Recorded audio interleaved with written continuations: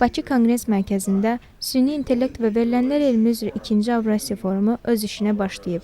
Bakı Dövlət Universiteti, Kodlendiya MMC və İsrailin Ben Gurion Negev Universitetinin birgə təşkilatçılığı ilə keçirilən tədbir dünyanın müxtəlif ölkələrindən alimləri, mütəxəssisləri və innovatorları bir araya gətirir. 3 gün davam edəcək forum süni intellekt nəzəriyyəsi, məlumat elmlərinin tibb, kiber təhlükəsizlik, idman və kənd təsərrüfatı kimi müxtəlif sahələrdə tətbiqinə dair fikir və təcrübə mübadiləsi üçün mühüm platformadır.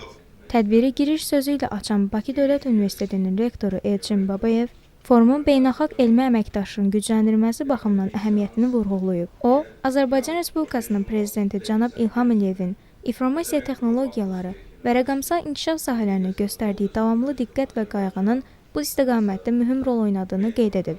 Rektor həmçinin universitetdə süni intellektin etikası kafedrasının yaradıldığını bildirib.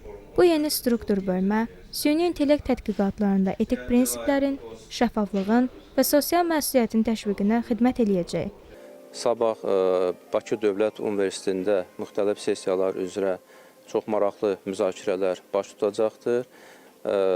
Növbəti gün isə bu konferans öz işini Qubada Bakı Dövlət Universitetinin mərkəzində davam etdirəcək.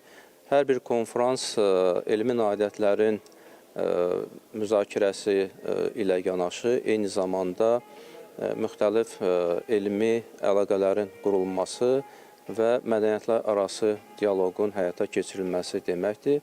Açılış mərasimində çıxış edən İnnovasiya və Rəqəmsal İnkişaf Agentliyinin İdarə Heyətinin sədri Fərid Osmanov, 4-cü Sənaye İnqilabının Təhlil və Koordinasiyası Mərkəzinin icraçı direktoru Fariz Cəfərov və digərləri çıxış edərək tədbirin əhəmiyyətindən danışıblar.